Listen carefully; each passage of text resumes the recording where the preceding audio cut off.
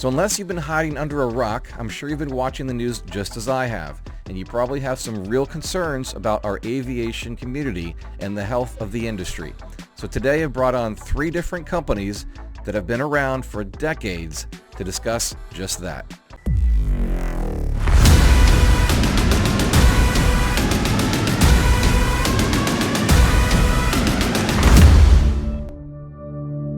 All right, gentlemen, thank you for taking some time today to talk about what I think is very important here in our industry, what's going on, and just give everybody an update, a health check, if you will, of what's going on. So let's dive right into the questions that I sent you all here, right?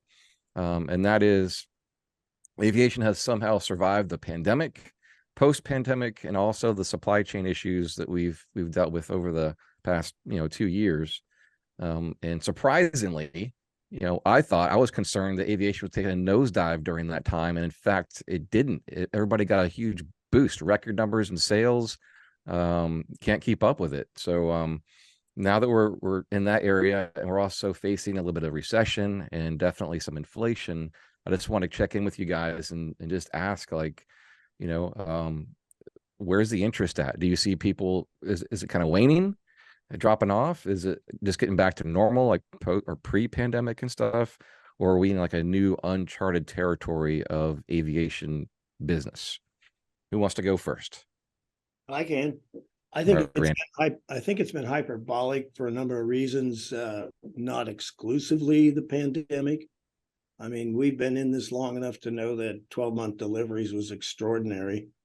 And I've always predicted it would fall back to like 3 to 4 months at some point, and I don't know where you guys are on deliveries, but we've done several things to improve delivery time because of the motivation of having such a long delivery time usually does, and adding machinery and personnel, and we're trying to get our delivery time down to like 3 to 4 months. I don't know what you guys are doing, but that seems to be important to our customers, not to wait a year, especially when they're above 70 years old. Yeah, and I would echo that, and because a sale, having really long cycles, it becomes, on the one hand, it's nice because your order book is full, but on the other hand, it is a problem because, especially in an inflationary times, you don't know, what it'll cost you to produce something 9, 10 months or sometimes 18 months out. How can you price it in the current moment? And so it is a problem. And then of course, we only get paid when we deliver. So delivering, you're not getting paid for something that you're delivering in the future. So as a manufacturer, I do think it's important that we have manageable delivery schedules. And then of course, once you have an order book full, is you can get cancellations. Things happen with customers. They lose their jobs, they change jobs, they move, they get ill, and things like that. So so if you have a sale that's months out in the future, you have to resell them when it comes time to actually deliver. Yeah, we're the same, and we try to keep within a 16-week time frame. Sometimes it's been as long as 20 on a traditional kit, and that seems to work out really well for us. Sometimes when you have too short of a lead time, it can also be problematic. But yeah, that's kind of been our happy spot, and we've been able to maintain that for, again, the traditional kits. The quick build kits do take us a little bit longer, just for our staffing and the space we have available. As I know, Sebastian's working on an expansion right now. That's something that I'm hoping to do, at the next opportunity as well, because there's never enough space. So do you guys think that, obviously things have slowed down a little bit since the big, I call it the baby boom, airplane boom. Everybody wanted to build an airplane. But would you consider that kind of going just back to normal, or are we still like above normal? I believe we're slightly above normal. I think there's also been a pretty good progress on what the products are. I mean, you look over probably a 15-year period, I know our designs have evolved to more useful aircraft in some terms.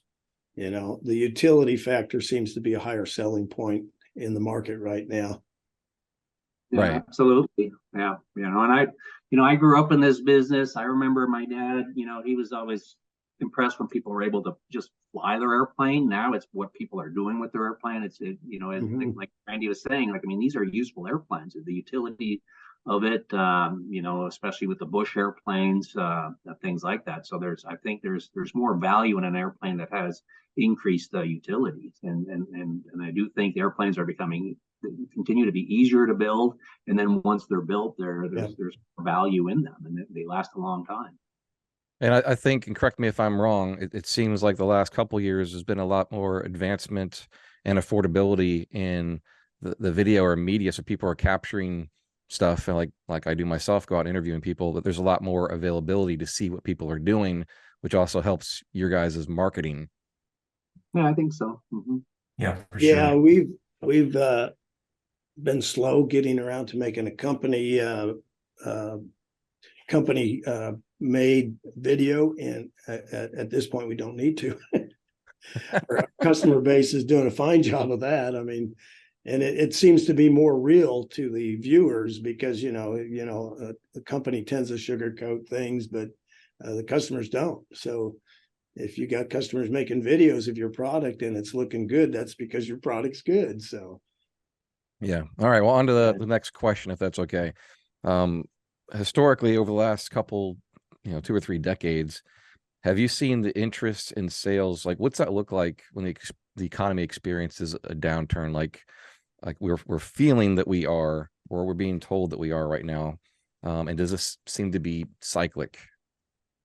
Definitely. It's definitely a business cycle. And even though the circumstances each time seems extraordinary and wacky, the cycle is the same every time. And it's just what it is. We experienced it, 2008, 2009, certainly. And then this whole pandemic thing's been a little bit weird. And of course, inflation then following was also a big hit for everyone. But it all just plays into the same cyclical nature of the general state of the economy. And I would say that, for my part, we always notice we're a little bit lagging on the economy. Because even though the disposable dollar is the first thing to go away, home builders are planning on this for a long time, and it takes a lot for someone to finally let go of a dream and say, well, I'm not going to do this right now. So, we tend to see the trend a little bit arrive at our place a little bit later than the rest of the economy does. We are partnering with great companies like Dynon Avionics at Dynon.com, Airtech Coatings at AirTechCoatings.com, Warp Drive Propellers at WarpDriveInc.com, South Mississippi Light Aircraft at FlySMLA.com, Pioneer Control Grips at PioneerControlGrips.com, Edge Performance at EdgePerformance.no. Take a moment to go visit their websites at the links found below in the description of this video. And visit our website at experimentalaircraftchannel.com for events, our video library arranged in easy-to-find playlists on specific topics, and so much more.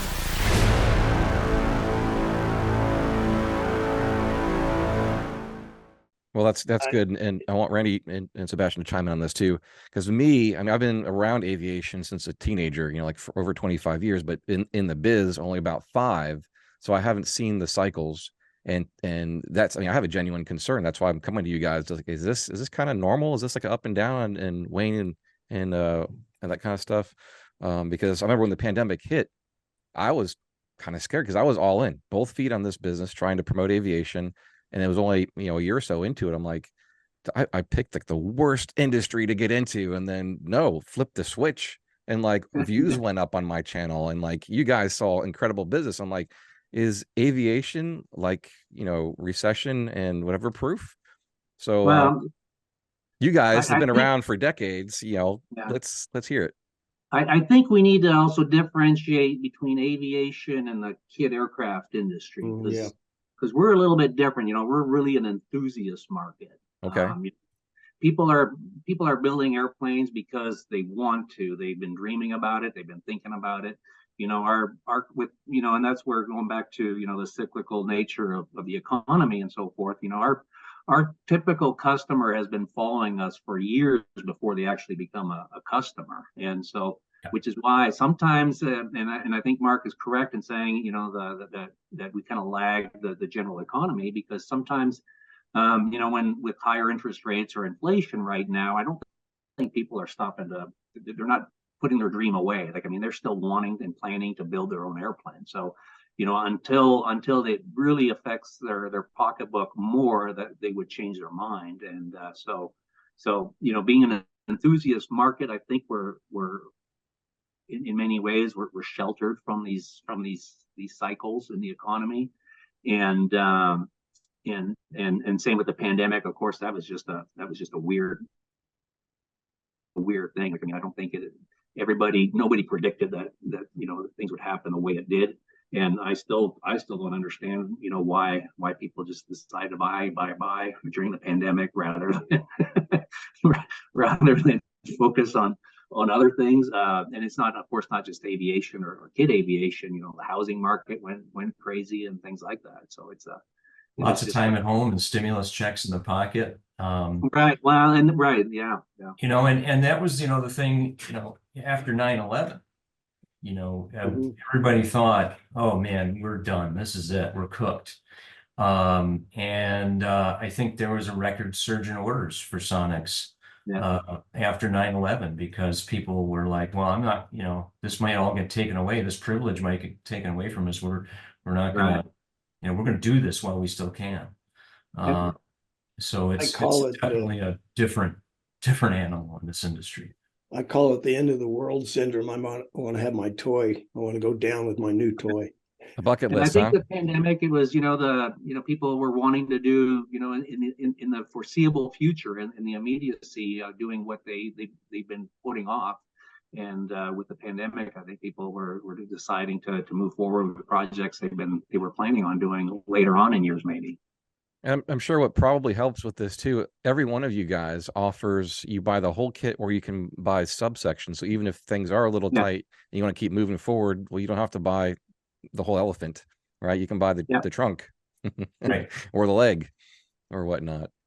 Absolutely. Yeah, I think we all have the, or at least we do, you know, we have the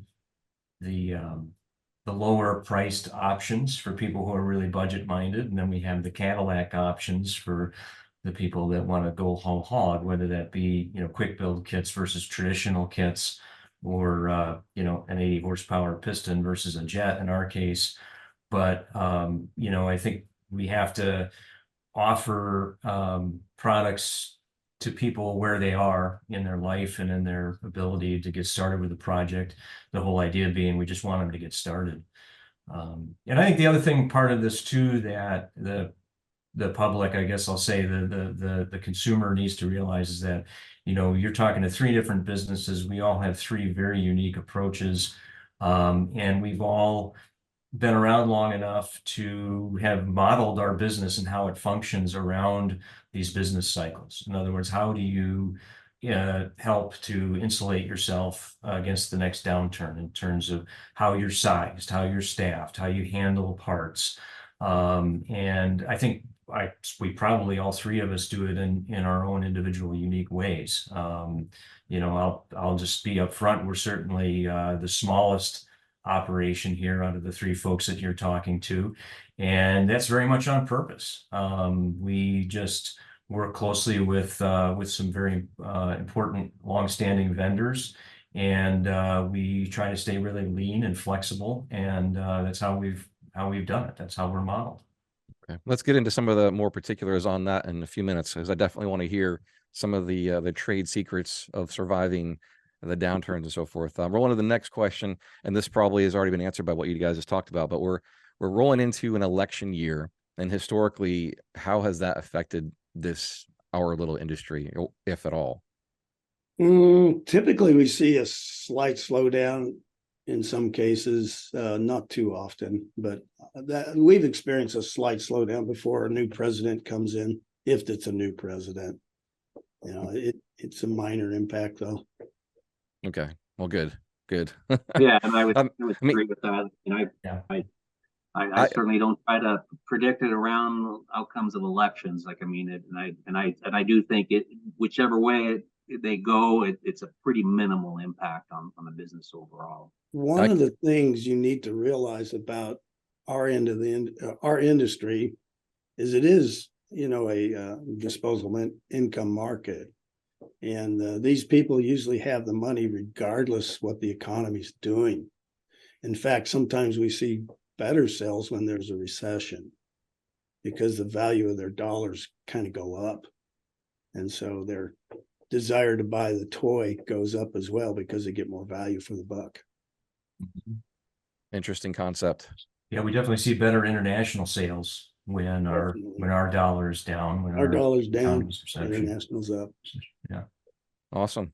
Okay. Well, I'm happy to hear that. I know for me, the attention on media, my side might go down a little bit because everybody will be watching hours and hours of debates and that kind of stuff versus fun videos probably, but you know.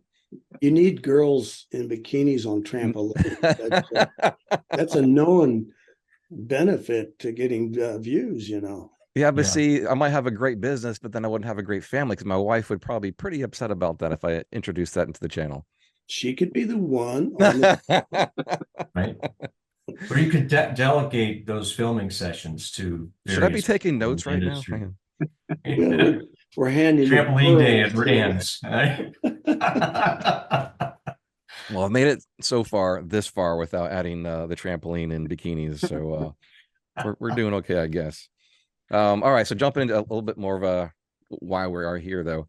You know, Van's Aircraft. You know, this is also discussion in light of Van's Aircraft. They're making some major changes right now, unfortunately, because of, you know, Chapter 11, and that's gone very public now, which is, you know, it's good. They're sharing what's going on, of course, with their customers, but it's a lot of internal changes going on. What do you think has kept most of our industry leaders from seeing the same fate, right? I mean, we've all had some struggles.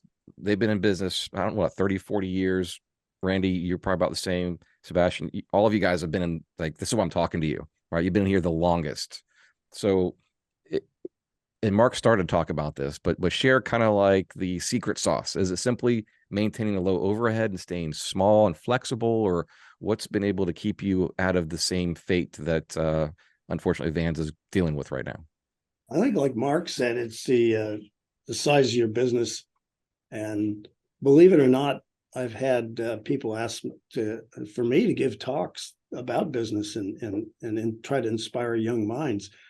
I always thought that was kind of funny, but anyway, I've always said the hardest thing to do in business is to pick your size, because when you're younger, you want to go out there and rule the world and just, you know, be everything for everybody. And that gets to be a hard task. And I kind of go with the French model of business, which I think Sebastian's familiar with. They're more about sustainability than they are expansion. And I like that because I almost got caught, you know, one time we expanded way back in the 90s, I think about 98. Added on a huge addition, and then of course the minute we got our occupancy certificate, that they turned the valve off on sales somewhere in Europe. Yep. And so there was some struggling years there where we scraped by, but most of us manufacturers have a tremendous amount of tenacity to stay in the business because we love it so much. We're passionate about it, and that's probably the best secret sauce right there. Is we're going to keep doing it regardless, you know. I remember I visited you during or right before that time, and I asked you, like, if the lead times are getting bigger and bigger, why not just hire more people and go to a second or even third shift? Because I come from a manufacturing background as well, and they would do that. They would run second and third shift, run almost 24 hours and CNC and that kind of stuff. And you're like, Brian, I don't want to hire and fire people. Exactly. Yeah, absolutely. You know, we've learned the hard way ourselves about, you know, that very issue. When you have a lot of people and you run through a lot of, you know, periods of turnover, and sometimes you get personalities in your business that aren't good for anybody, and that's hard. That's a big distraction. And I never want to be in that place again. And so we're really, really careful about hiring, and we hire for, you know, we try to hire for keeps, right? And you know, I'm proud to say that I've got the best team right now than I've ever had. And you learn that the hard way as you go. Yeah, absolutely. Full of knocks. Go ahead. Yeah, and you know, and the you know, the situation with Van's Aircraft, like, I mean, it's not that they're lacking in sales and new orders. It's actually, you know, I think part of the problem is their success, that since the pandemic, their orders have been very, very strong. And it's you know, I think I mentioned that a little bit earlier. It's, you know, an order is you know, a deposit is not a sale. Those are two very different things. Deposit, that's a future order that you have the obligation at some point to actually deliver. So it actually becomes a, you know, it's a liability for a business. And, you know, on your balance sheet, you know, a deposit is not a sale. It's you know, it's a liability. And so you know, when it's a unique problem having, you know, having a company having to go in Chapter 11 reorganization when they're facing record sales. But it obviously is a problem. And so I think it's something that it's not lack of demand, that the industry doesn't want airplanes and so forth. And kind of like we were discussing earlier, I think that the industry is doing really well. And I know, for Zenith, we're doing really well. And I think Rands and Sonex as well are staying busy. And just like, but that said, you know, so is Van's Aircraft. They've got a very solid order book, but they have found it, you know, they're unable to deliver on that because their costs, and they've had other manufacturing issues and so forth. And I think, you know, and like both Randy and Mark touched on, you know, by being small, by staying in charge, by staying in control of our companies, we are able to be much more sustainable as an operation. You know, when you have growth, you bring in new people, you bring in new processes into the business, and you get in new suppliers, whether they're outside suppliers or even sometimes internally. Those can create problem areas, and there's definitely upward pressure on pricing or on cost that way. So you know, by keeping, you know, by focusing on what we do and how we do it, and you know, like we said, we've all been doing this for 30, 40 plus years, and so this is not new to us, and so that we can just continue to focus on what we do and doing it well. And just to add clarity for everybody who is here watching this, this interview, and the reason why I requested these guys come on talk is not to bury Vans even further. We all want them to succeed and come back from this stronger than they were. They're an industry leader like everybody here. But at the same time, I felt like, and I believe Sebastian and Mark and Randy here feel that it might send like a ripple effect message to everybody that, oh, well, if one of these staple companies that have been around for decades is experiencing this, what's the rest of the industry? And that's kind of my question too, right? I mean, this is my bread and butter. Well, so, and I think those are good questions to ask. Absolutely. Right. Let's look at some specific things. First off, Vans has a different product than the three of us. Quite a bit of product separation. The second thing is that they did an ESOP a few years back, and that means a change of who's at the helm.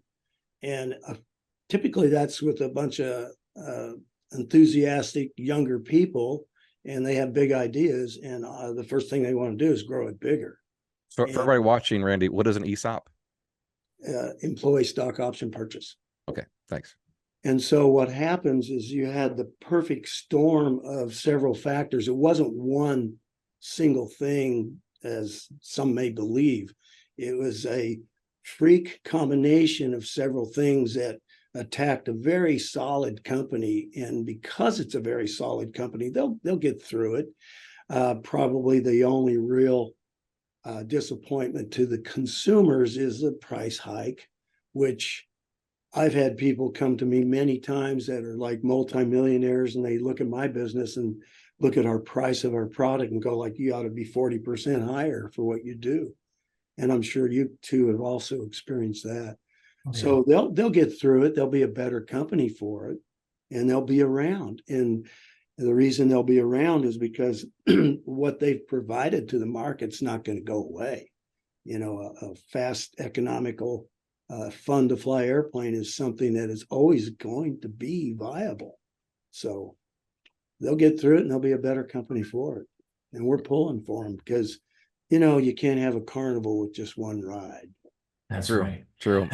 And aviation, you know, it is an expensive hobby, right? No matter how you try to slice it up, it is an expensive hobby. It's always been that way. But unfortunately, there is different ways to access it, right? Everything from the entry level of an ultralight, which I know that's become as expensive as experimentals used to be just probably 10 years ago. Then we got the experimental class, then we got the certified, which is like really, really up there, right? But the reality of it is, it is not. We want to say, and I want to say, that it's accessible to everybody. And for the most part, it is to certain levels. But at the same time, it does cost a lot of money. So it is not accessible to every single person on the planet. And also, to keep things in perspective, if you were, things have probably changed now in modern manufacturing ways, right? But a Ferrari or a Lamborghini, they've historically been hand-built cars, right? And these airplanes are essentially, you have the assistance of now CNC, but they are hand-built, low production products, right? So they're going to be priced comparably, and luckily they haven't, right? At least for the most part, it doesn't cost $300,000 to build any one of these aircraft right now. But just to put that perspective in it, We're getting close. you're getting close. Yeah. Yeah, I don't think any of us are happy about what it costs to build our airplanes these days, you know, from where we started, right? But we all do our best. I mean, you know, our example, you know, John Monette started out, you know, building airplanes with the philosophy that your recreational fun airplane shouldn't cost more than a nice new car. And at the time, it cost about $1,200 to get a new car, and that's about what it cost to build a Sonerai. And today, you know, we're kind of right about there still. It's just a matter of, well, what kind of car are you buying, right? But you know, we try to stay in that, you know, that space to keep it competitive with, you know, buying a family's worth of snowmobiles, if you live up here, right? Or jet skis, or a boat, or whatever. You know, we try to stay within, you know, in that stratosphere as much as we can, to try to, you know, attract new people to aviation and help it stay somewhat affordable. But you know, inflation really, you know, was a hard hit to the industry. I would say, at least for us, we made a pretty substantial price increase last year around this time, and I'm happy to say that we don't have to do that this year. There's a few individual prices that'll have to get adjusted upward a little bit, but nothing major. And you know, yeah, it's how do you price? And that's, you know, just like the question that Randy put out there, how, you know, choose the size of your business. You know, the same thing can go for the pricing discussion. You know, how do you price? What's your philosophy? You know, sometimes it feels like, boy, if we just price these things way up there, we'd have a much easier time in terms of the, you know, attracting certain clientele maybe that might look down on the product because they think it's too inexpensive. So there's a lot of psychology and philosophy that goes into that. Yeah. And what's interesting too, you know, as a kit manufacturer, as a component manufacturer, you know, we are not in control of the total product project price. Mm-hmm.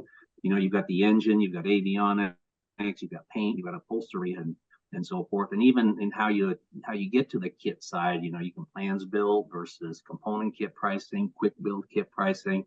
And I think that's what makes it more attractive to customers, because they can really choose their price point in many ways. And you know, like Mark said, you've got the starter airplane, and you've got the, you know, the Cadillac version, if you will, of the airplane. And I think that's one of the reasons our industry continues to grow, is because we really provide value to our customers by giving them the opportunity to, regardless of their income, that they can kind of get into the airplane. If the passion is there, they can get into aviation. So at AirVenture this year, I went shopping for like an hour with my wife. I got a chance to walk around, and I picked this up from EAA, which I love But it. is that really true though? I mean, what hobby's not hazardous But to that's, yeah, and right. I And think my, this is a discussion we've had many times over the years, and it's not the price of airplanes that keeps people out of aviation. It's the fact that you have to have a license to fly. You have to be trained, because people spend the same amount of money on other objects in their hobbies, and motor homes and boats and second homes. The list is long, but none of which requires a special license to operate. And that's why, you always have the 103 category to fall back on, and that seems to be okay and still happening for some companies. I still love a 103 airplane. I still fly it. Yep, I still have one too. In fact, old number one, it's still operational. Yeah. Well, let me take this opportunity to tell everybody that I'm a pilot. Congratulations. How long did that take? No, I'm just joking. There's this thing, there's several memes going on all the time. It's like an opportunity. Everybody has you spelled pilot wrong, and you used the wrong verb. You should have said I are a pilot. There you go. Right. Yeah. Well, let's roll into our next question for you guys here, which is going right along with what we're talking about already here, is explain how a high volume of kit orders mixed with an extended lead times on delivery can affect cash flow, and how do you buffer that? Because I think that's essentially what we're talking about with the situation. Well, it's one of those things. Once the tap's turned on, you don't want it to turn off, and you want to accumulate at least some sort of reserves while you're in that process. Otherwise, when it does slow down, you have issues. Okay. Yeah, there's that. And then there's also being, when your sales go up, if you've got a lot of orders, the tendency is, as a manufacturer, you want to be able to increase manufacturing. And but there it goes back to making sure you're on top of quality, you're on top of the pricing, because those are two critical things. Quality in aviation, of course, is it's a non-negotiable. And that's where, when you start growing too quickly, and the easiest way when you've got a growth in sales is to sub parts out. Is to use out, because you're not having to invest in additional manufacturing capability, training people, and so forth. But then you lose some element of the quality control side of it, as well as and again, that's an important thing. And then prices usually go up because somebody else has to be, there's an extra margin that somebody else has to be able to make money doing that. So and that's where, like we discussed earlier, with the growth in sales with the pandemic, a lot of our order books increase. But then it's how do we deal with that extra business? Do we sub it out? Do we invest in our own manufacturing? And of course, with pandemic, we've all had labor shortages, and that's a real thing. And so on the one hand, we want to maintain our team, but it's very difficult to grow that team as well. I know for Zenith, we have perpetual job openings out here. It's just a difficult thing to grow the business. Finding trained people that are willing to work 40 hours a week is just a difficult thing. Yeah, and so with quality, and you have the right mindset. That's like I was talking about before. That's hard. And that's where, some of us, we've made that conscious decision to not take on new business or not take on new projects, because we're at a size now, and like we mentioned earlier, sustainability is important for our businesses, and so we value that over new business sometimes. And I think that's an important decision. One of the greatest reliefs I felt during this period of unusual lead times was that everybody else had them. Right. Yeah. I would have been like the odd man out if, I'm the only one with a 12-month lead time, and it became the norm. And as anything, as we all know, 12-month lead time is something that's not normal, and it's very much going to change over the next year or two. I believe it will.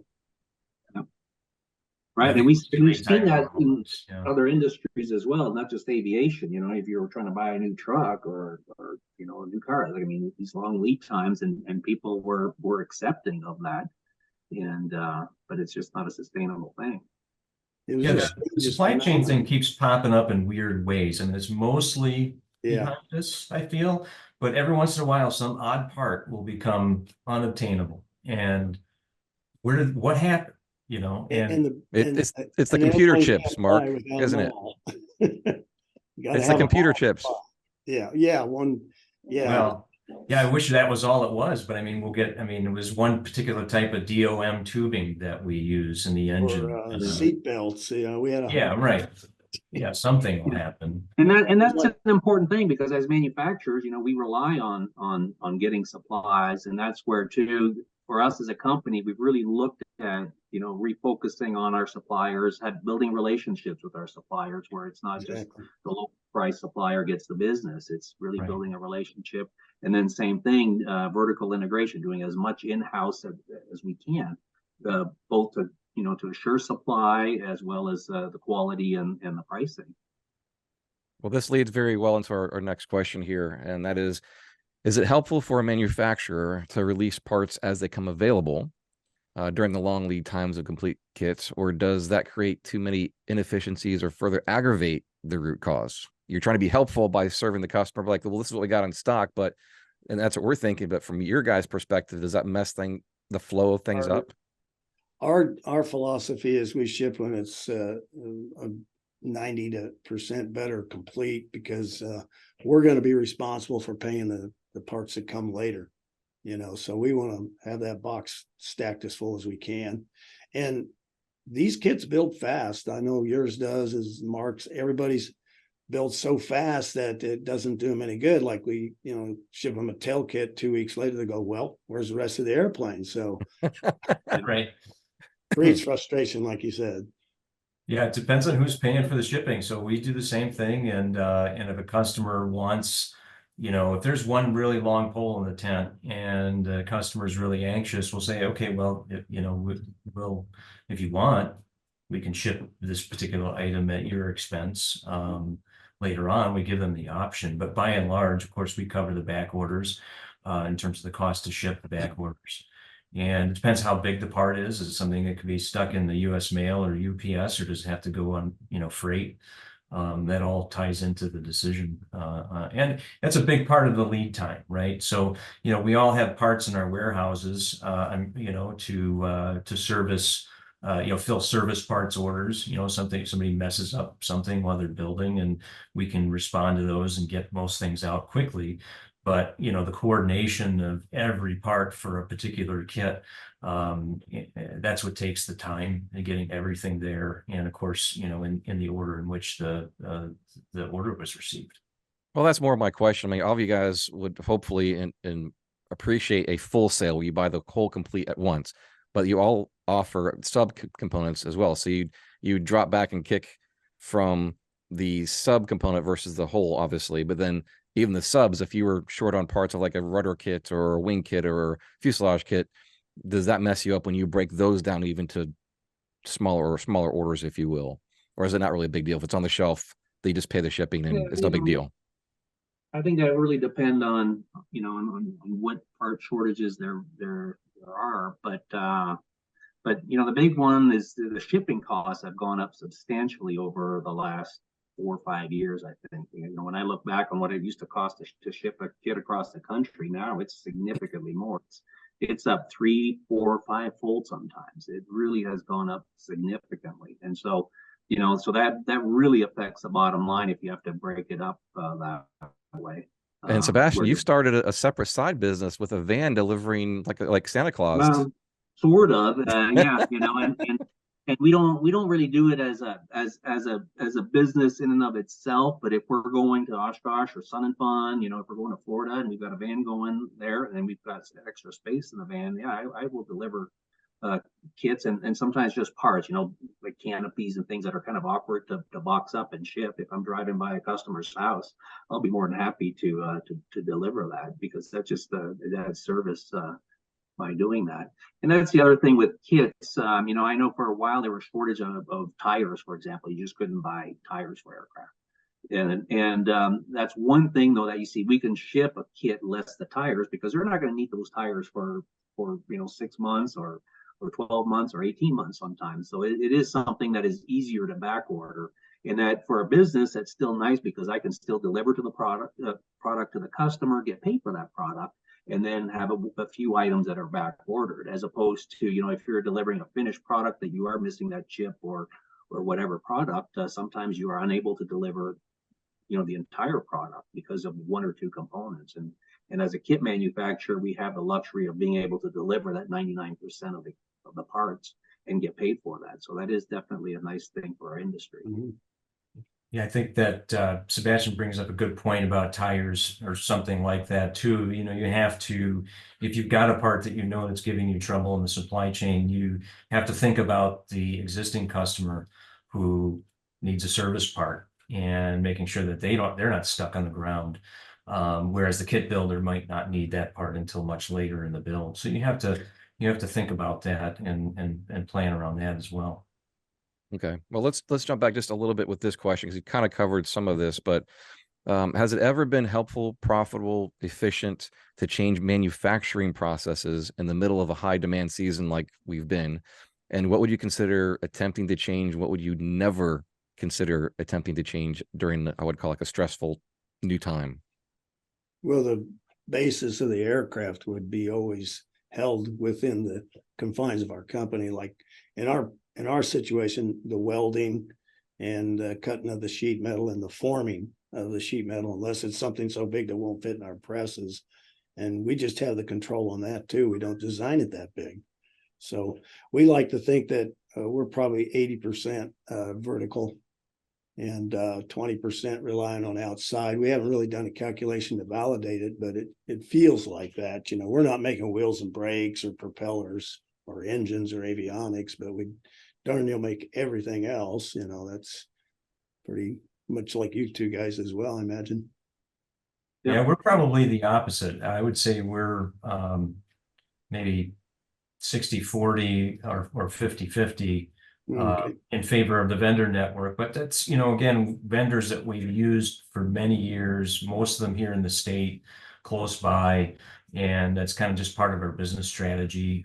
We did bring in a CNC router, so we're not using outside sources to cut skins as much. We still do that. But that was a change that we made, but it didn't happen overnight, that's for sure. I mean, it took a long time to cut our teeth on that and get everything calibrated right and learn how to use it correctly.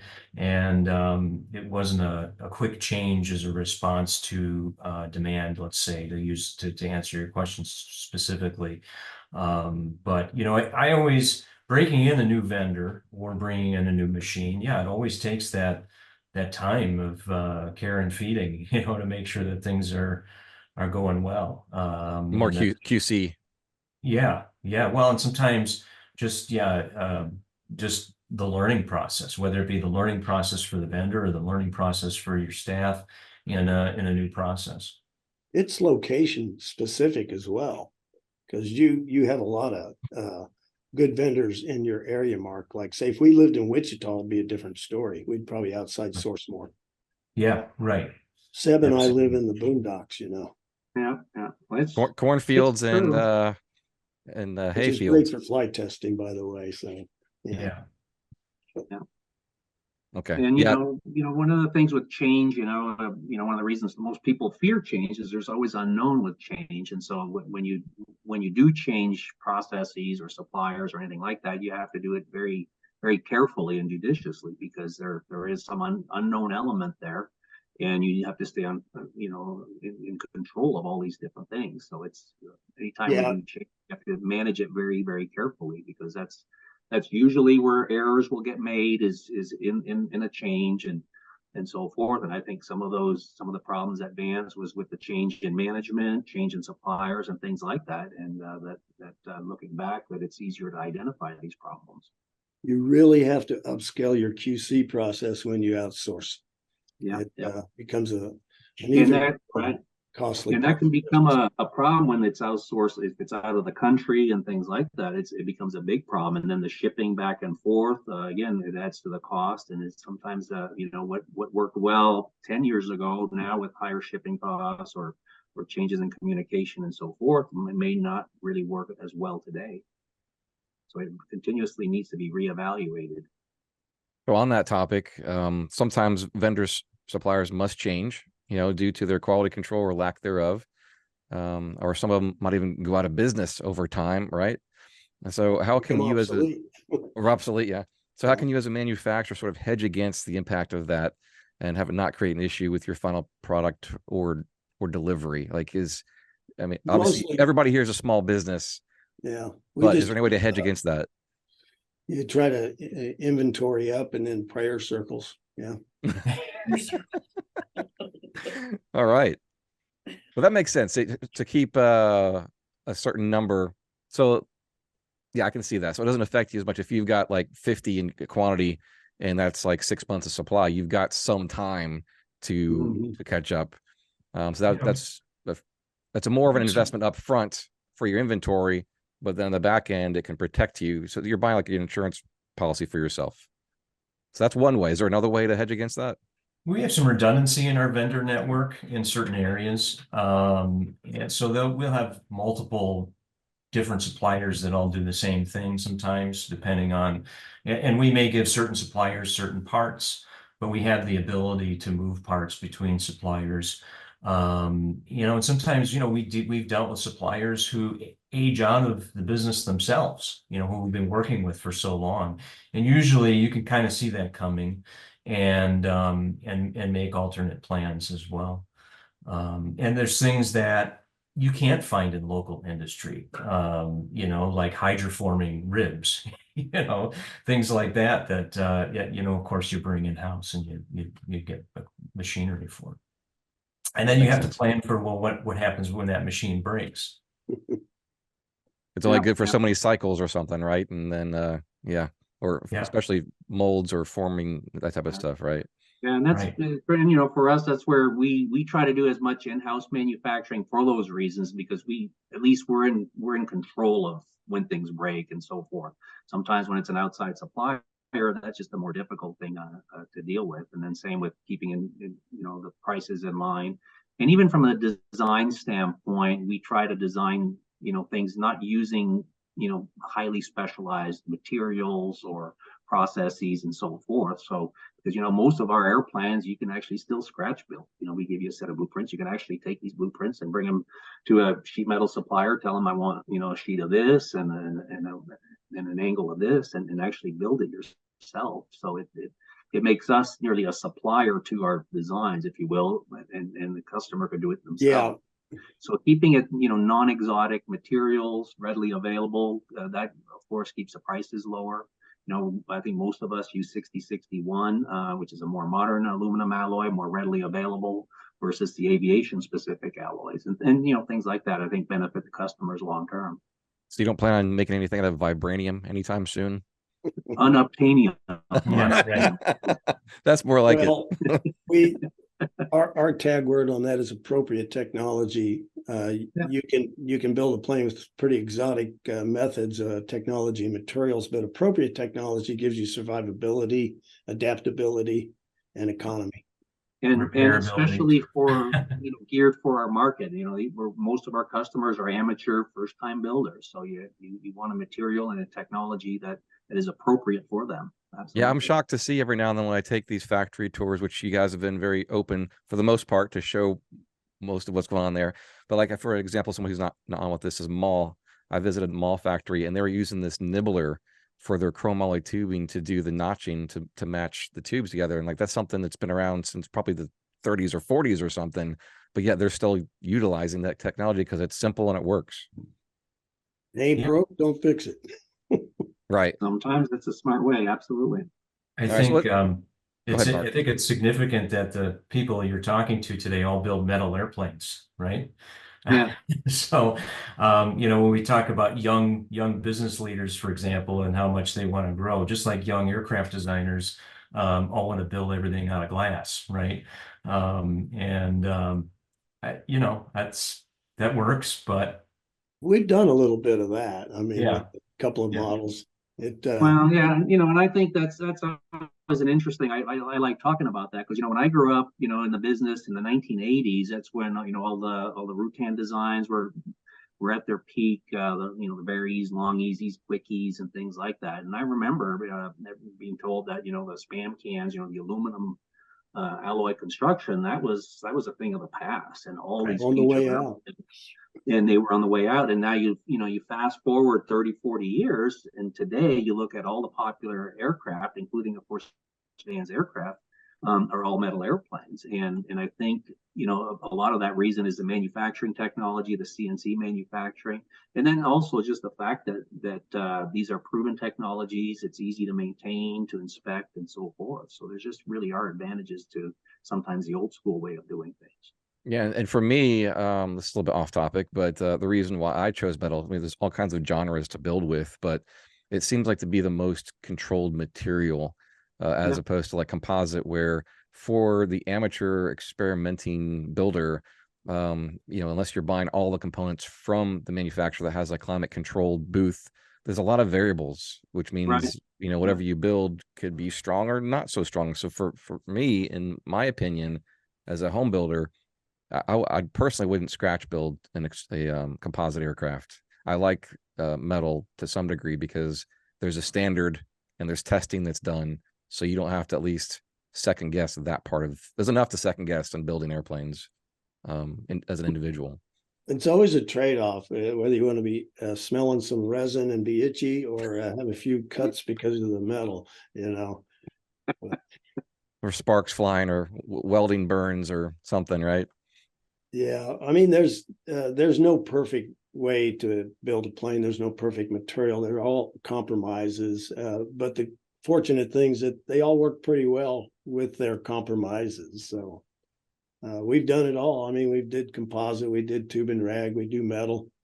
The next thing is, you know, one piece 3D printing. You know, that's the future. But I don't know if any of us will live long enough to see that. But I don't it's Not know. at That an technology is. affordable price. What's that, Mark? Not at an affordable price, not Yeah. for metal, for Not yet. right, Not yet. right. Let's not roll yet. into more like a financial question for you guys, right? And I realize maybe this is going behind the curtain a little bit, but at the same time, and anyway, I'm just going to ask it. What's more like the common practice of handling taking deposits in general? You know, like a full kit as an example, right? And what is the common practice if after taking a deposit, the lead times change drastically and a customer decides to opt out or go elsewhere or not build at all during this season? How do you handle that situation?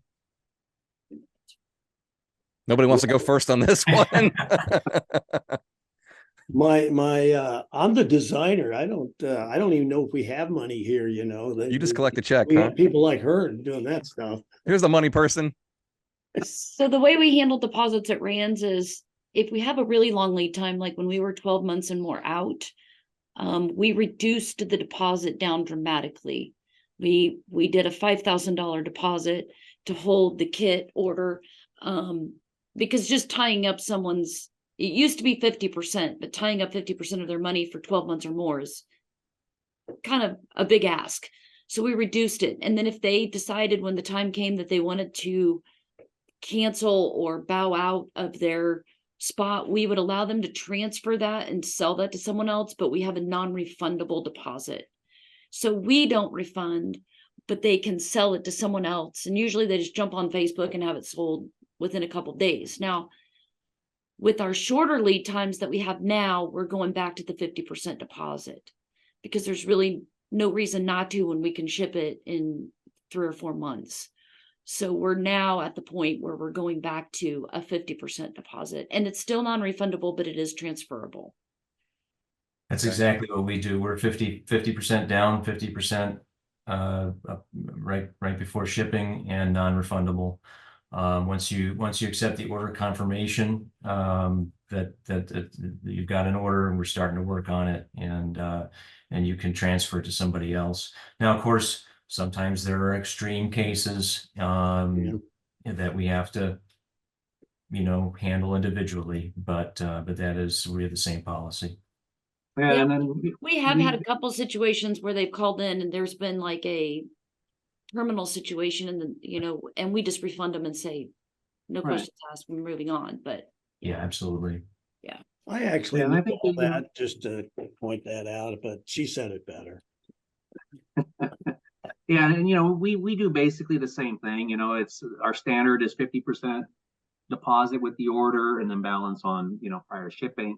And but like Shelley was mentioning, when lead times get incredibly long, and that's outside of I'd say less than 6 or more than 6 months, that's when deposits become problematic. And again, I don't know all the internal workings at the problems facing vans, but I think when the lead times become extremely long, they do become problematic in the sense that you don't, if you haven't built the product and you won't be building that product for another 8 months, 10 months, 12 months, you actually don't know what it will cost you, especially in inflationary times. Well, do you lock your pricing in when you get it put down a deposit? But well, you have to sort of, because your customer's making a purchase order for something. You can't, unless you specifically delineate, a margin. It could be plus 5% or whatever. And then again, to be fair, then you should be able to lower your prices too if your costs go down at that point, if your pricing is dynamic. But otherwise, you have to amortize somehow the price points. Right. Yeah. So when your delivery is so far in the future that you really don't know the cost to produce that, it really becomes more of a production slot. And that's like Shelley says, when you put a $5,000 down, that becomes really more of a production slot than it is actually a real deposit, because you really haven't negotiated the details on that contract when it's so far out. And then, like I mentioned earlier, a deposit, anytime you take deposit money in, it's a liability for the company. It's not an asset at that point, because you haven't delivered the product, and there's no profit margin when it's a deposit. You can't say, "Oh, I made money, and I'm going to spend money. Whether it's to expand, buy new equipment, or give yourself a bonus." A deposit is a liability. It's something you owe the customer at that point, and so it really becomes incumbent. And I think especially all of us that have been in the business long enough, we're obviously doing this responsibly.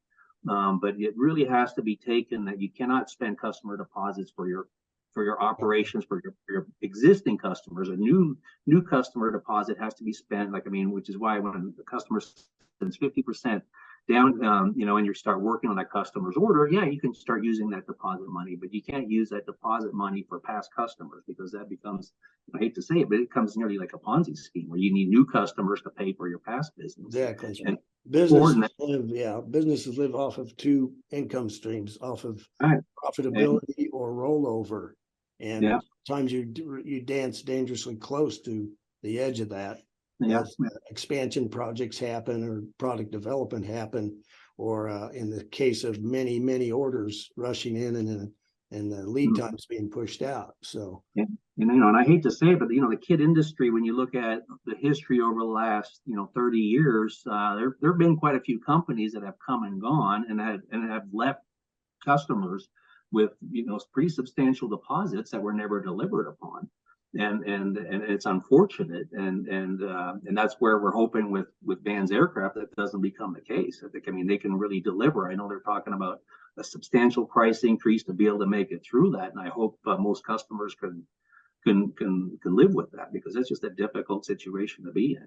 I'm not in this space, of course, as a manufacturer, but I feel like it'd be a heartache to do. I'd probably have a separate bank account just to stash that and not touch it in the event. But at the same time, all right, let's talk about this for a second. And everybody who's watching, just to appreciate, again, this is a small business, which a small business is classified as anything under 500 employees. But the reality is you might have Mark, are you operating somewhere around 20 or 25 employees, I think, or right? 10 people. 10. Okay, 10. And Sebastian? Yeah, we're just under 20. Okay, and Randy? We're small. We have 24. Okay, this is nowhere close to 500 people, right? No, we're small. So just to keep things in perspective, this is like the small business corporation. And at some point in time, I'm thinking from some experience, growing up, my father was in contracting and building houses. You're not going to go build a house somebody from the money in your bank on buying material. So at least you should have your material cost covered before, I mean, Right. absolute dead cost before you build. Otherwise, you're going to be, well, you have such a demand, you just sell to the next person. But you get what I'm saying. At some point in time, you have to cover your dead costs of building through, even that's why you do a 50% deposits, I assume, correct? Right, right. Okay. Well, we're all boutique manufacturers, you know, we're Exactly. I mean, each nowhere order near the is scale of Cessna or Boeing or any of that. But what we do have is tenacity, and we do have a pretty good audience that likes our style and our delivery cycles and our reliability. And I think there's a lot of charm in it. And I think that's why we all been survivors. I mean, you're talking to three of the longest running companies in the history of kit planes right now. Yes, and I feel very blessed to be able to be on camera with you all. I was telling my wife that just, I'm like, I have a meeting set up with three of the biggest manufacturers in aviation in the space. I'm like, that's pretty awesome. Like we just demonstrated, each individually, we're just small companies though. But like we discussed earlier, we actually, we like that. Like, I mean, our ambition like that. is not. It's actually a security for the customer because we're better to survive that way. Absolutely. And, referring back to vans, they really had a growth spurt. I mean, 114, 120 people, somewhere in that range. I mean, the greatest we ever were was 85, and we were shipping 4 kits a day. And I'll be damned, we weren't making a dollar then. We were just, running money through and looked nice going by. You're a firefighter, huh? At Yeah. that point in time. Well, like Randy says, we're all, we are boutique manufacturers. We're very specialized, and which is why it's not a very scalable business, or at least the models that we operate under. It's not very scalable, which is why we're not necessarily better companies if we're 2 or 3 times the size. Yeah, and that's one reason I wanted to ask this question, the finances, because a lot of people are posting on social media.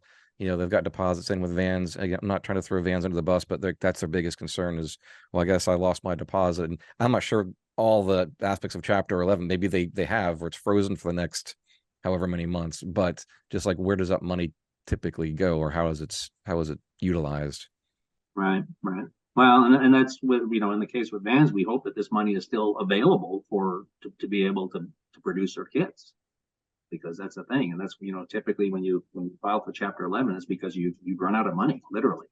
Well, it's like placing a bet, and if I was a depositor with them, I'd just let the bet ride. And at the point when they come and ask you to ante up, that's when you decide. That's the best position, and then at that point, maybe you can. I don't know what their policy is. Maybe you could sell your spot to somebody else at that point. But I wouldn't let your bet go out. And if you do that, that keeps the survivability or the success of this bump in the road to be mitigated. Otherwise it could be bad. I mean, they were predicting a 70% transfer rate, which is, pretty good, hopefully it goes that way. Right, exactly. Yeah. I think that they have a pretty dedicated group of enthusiast customers. So I agree. I hope that 70% prediction turns out to be the case, and that they get through this, without it negatively impacting too many people. I think the other thing I just wanted to say too is that, I don't think any of us here are averse to growing. But we spend a lot of time on managing growth when it comes, and just making sure that we're doing it responsibly. Cost versus benefit. Yeah, and so I mean, for instance, you guys, Brian, that we're a little bit diversified and doing now these airframes for an unmanned customer, and there's always that fear. Like right now, it's 1 or 2 at a time, and it's flows right into our workload really well. And it's nice to have, be in a little bit of a different industry, for diversification in that sense. But, there's always well, oh boy, what happens when or if we get the big contract for 20 airframes at a time or whatever it is, for a government agency or whatever. And that's a very real possibility that we think about and we talk about, quite a bit. But at the same time, it has to be done in a managed, careful, smart way. We can't just flip a switch and try to do it overnight, because that would be a disaster. Sure, that's a unique model you have there, because it's more or less like you're not putting all your eggs in one basket, because you still have your own customer base over here, but it is a new direction, and the basket is very small at the moment to serve, right? So if any one of those just goes away, you don't want to put too much in it, but at the same time, to be able to cut into that industry, you have to put a few eggs in that basket to grow it, right? So Yeah, I mean, so we're really fortunate in that we just have one customer in that space, and they're the ones that sell to the end user and do all the crew training, and they stuff all the electronics into it and all of that. So You go ahead. it's, you know, we're really fortunate that it came our way, and hopefully it goes someplace, further than it has. But of course, yeah, we're not putting all of our eggs in any one basket. Well, All right, that's I remember that reminds me of the time I went to Egypt and sold the military. Gosh, this is back in the 80s. You were ready to sign a $3.5 million contract, and then and I asked for the payment, and they says, "Hey, you won't get paid for 2 or 3 years." And I'm like, "Well, I need to walk out of here with 50% deposit." And that was a blessing in disguise, because we would have to be all in, and that would have, you'd be the Walmart effect. The only customer is the Egyptian Air Force, and that could turn that valve off anytime. So yeah. All right, guys. Well, sort of in closing, I got this question here for you. Oftentimes, to see where we're going, we must look to our past to see where we've been. What grains of wisdom and/or hope can you share with our past that really shines light for our future in the aviation or aviation kit industry? yeah, well, it's easy to make the same mistake over if you have a bad memory. But the good thing about really severe mistakes is you remember them. And in our case, we almost expanded ourselves into oblivion, as I discussed earlier, and that's the mistake I don't want to make again. And that's probably tempered our decision to stay more boutique. I mean, and as I mentioned also earlier, when you're younger, you're going to conquer the world, and you find out the world's bigger than you thought when you get a little bit older. So just remember where you've been, keep sight of where you're going. So, Okay. Anybody want to dive into that one? Mine's simple. Don't panic, and always carry your towel. There you go. Carry your towel. Good ones.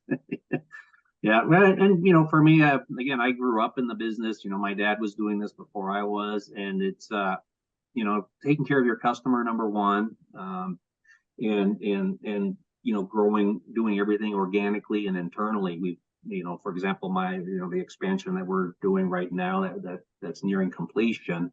We're doing that all internally ourselves. Could we have borrowed more money and built bigger? Of course we could have, but we've chosen not to. For reasons that, again, I can sleep at night a little bit better when I'm not having to worry too much about bankers and so forth. We've got enough problems in the world, and we don't need to create our own problems. So a lot of what we do is just taking care of our existing customers, not worrying too much about the future ones, because they always do come out, and just taking good care of them that way. are you going to have hangar space for my plane when I come visit you at that expansion? Maybe, but because if you remember a few years back, but you know how it is with extra space, you just fill it up. It seems like we'll never fill this space up. We desperately need it, because especially if we're working on new projects and things like that. But so we'll see how that goes, right? Stuff expands to fill the space real quick. I know. Yeah. Oh, come on, guys. So if I happen to be building a Zenith, no offense to anybody here, but it's what I chose 10 years ago. And so when I fly then, and Randy, will you have hangar space for my Zenith in your hangar somewhere? Mark, I actually will you have hangar do. space? I think your brother we flew back from Copper State, and we not only gave him hangar space, but we gave him a place to sleep for the night.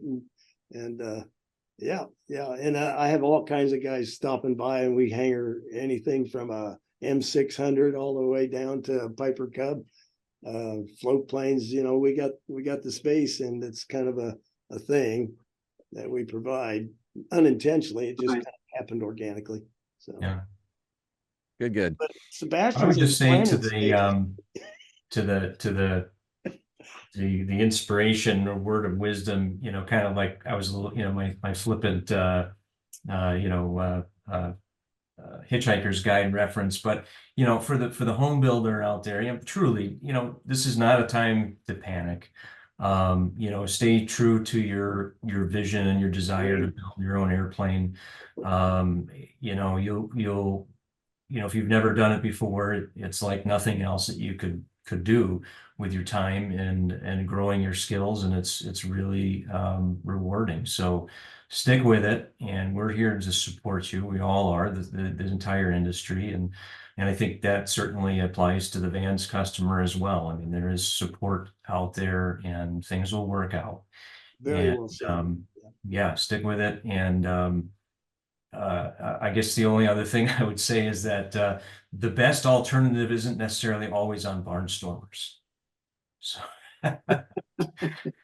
Yeah, yeah, that's true. And you know, earlier, well, it was I think early December or early November. I guess it was it was part of our Thanksgiving video. You know, Roger and I, Roger, our demo pilot, we did a video talking about the industry, and this was kind of before Vans, well, certainly before Vans declared bankruptcy. But we were talking about, you know, how 2023 overall was a good year, I think, for the industry. Or most of us manufacturers have strong sales. You know, the customer optimism was good, even though there is a bit of a slowdown within the economy with higher interest rates and inflationary things. But overall, I think 2023 has been a good year for us. And when I say us, I think the industry, we can talk about the industry that way. And so, you know, of course, Mosaic was announced at, you know, or the more details about Mosaic was announced at Oshkosh. And I think all of us, I think, are optimistic about the future of that for sport pilot and light sport aircraft, making it easier for pilots to fly. Like Randy mentioned, you know, one of the big obstacles in aviation is not the cost, it's the hurdles there, the regulatory hurdles and the licensing and so forth. And you know, with Mosaic, those directly affect that to try to make it to lower those barriers. So I think for aviation, that's a very positive thing. And so that we'll be working on new designs and continue to do what we do and to do it well. yeah, just look at the turnout in Oshkosh this year, another record year for the fly-in. Exactly. You know, and so I mean, things are people are still staying active in the I'll call it a sport, but in the in this aviation deal, in the home building deal, and or recreational flying, or whatever niche that they're in. So The interest is there. yeah. Yeah. Well, I'll admit to everybody here and everybody watching, me trying to put this together actually was a bit of a selfish act, because I am kind of a panicky type person, you know, being a father of 3 little ones, a business that's only 5 years old and still definitely had to bootstrap it. And like, you know, where are we going with this? And, you know, that kind of stuff. So I just want to do like a health check with you all personally, but then also the thing happened with Vans. Like, I can say that made me feel a little bit even more panicky as well, right? So, you know, I'm doing this full time. I'm supporting my family with it. I feel very blessed that I'm able to do this, to be able to sit here and talk to you guys about it. At the same time, like, you know, I wonder, should I have my foot in something else? You know, maybe I should start interviewing people with yachts, because that's not going away anytime soon either, right? But, you know. Well, you're in the news business, so you can take it from there. There we Yeah. go. Yeah, but I try to be like 99% truthful in anything that's newsy or reporting on here. Wait a minute. What's wrong with 100%? Yeah, Okay, what's that 1% because I'm an imperfect human, and sometimes I make mistakes, so I can't be 100% accurate, Yeah, right? but it'd be because of bad information. The source would be the reason, right? Regurgitation, yes. No, the source would be the problem. Yeah, regurgitated the wrong way. Oops. Yeah. We've all been interviewed and wondered why we said that, because we didn't say that. There you go. There you go. Well, guys, thanks for jumping on. Like I said in the beginning, I know you can appreciate the importance of this discussion. I'm sure that everybody in our industry on the consumer side will appreciate your time taken out to talk about this. I think it was it you, Sebastian, talking about customer what's the word you used? Customer confidence, right? sure, And that's what we wanted to gain here through this conversation is keep people confidence in our industry, that it is still strong. Makes me feel a little better talking to you guys that it sounds like we're still doing good as well. So let's do another follow-up at some point in time. I don't know, maybe individually. I'd like to hear from you, Mark, and what's new and shaking there, Sebastian and Randy as well. There's a couple other people we did invite to come on. Unfortunately, their schedules didn't match up. So I'll do a couple other kind of like breakout sessions, if you will, to give everybody an update on some of the bigger kit manufacturers out there, just so you can get a more one-on-one talk. So I'll be sending you all individual an email for that here pretty soon. All right. Well, thanks for the opportunity to talk about it, Brian. It's Have a great holiday season too. Yes. Yes. Good holidays, everyone. You'll have a good Merry Christmas. You All right, betcha. everybody. Well, we'll check in with you with these guys here probably in the next few weeks.